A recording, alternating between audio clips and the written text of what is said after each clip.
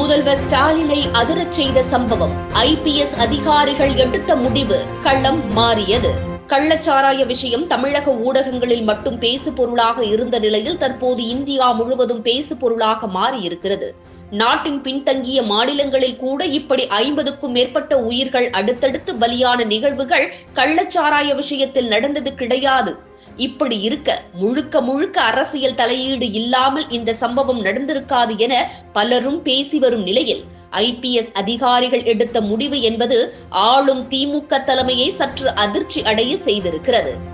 ஏற்கனவே உள்துறை செயலாளர் அமுதா வெள்ளதுரையை சஸ்பெண்ட் செய்த நிலையில் முதல்வர் தலையிட்டு அந்த உத்தரவை ரத்து செய்தார். அப்போதே ஐபிஎஸ் அதிகாரிகள் மட்டத்தில் அது விமர்சன பொருளாக மாறியது. இந்த சூழலில்தான் கள்ளச்சாராய விஷயத்தில் மாவட்டத்தின் முதன்முறை எஸ்பியாக பொறுப்பேற்ற சமயசிங் மீனா சஸ்பெண்ட் செய்யப்பட்டது பெரிய அதிர்வலைகளை ஏற்படுத்தி இருக்கிறது. ஏற்கனவே 2023ஆம் ஆண்டு மரக்காணத்தில் கள்ளச்சாராய மரணம் நடந்தது. அப்போது முதல்வர் நேரடியாக சென்றதோடு நில்லாமல் காவல்துறை அதிகாரிகள் மீது நடவடிக்கை எடுத்தார்.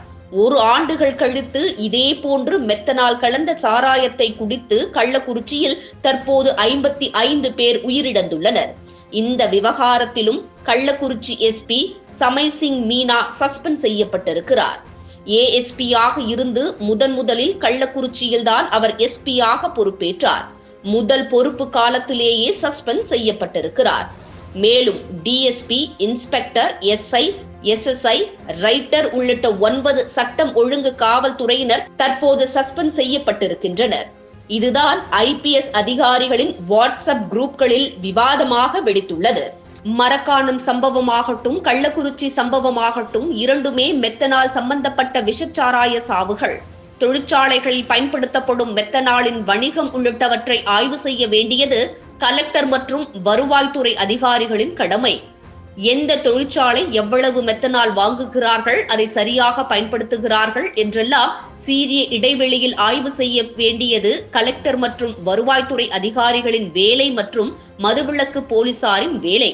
ஆனால் மெத்தனால் பரிமாற்றத்தால் நடந்த இந்த மேற்கொண்ட 2 சம்பவங்களிலும் ஐபிஎஸ் அதிகாரிகள் மற்றும் சட்டம் ஒழுங்கு போலீசாரே தண்டிக்கப்பட்டிருக்கிறார்கள். கலெக்டர், தாசில்தார், விஏஓ போன்ற வருவாய்த்துறை அதிகாரிகள் தண்டிக்கப்படுவதே இல்லை.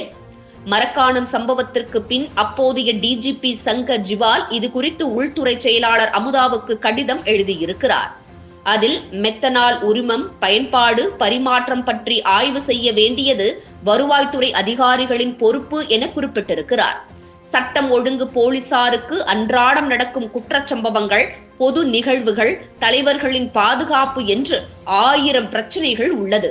அதனால்தான் மதுவிலக்கு போலீஸ் என்ற ஒரு தனிப்பிரிவே ஏற்படுத்தப்பட்டது.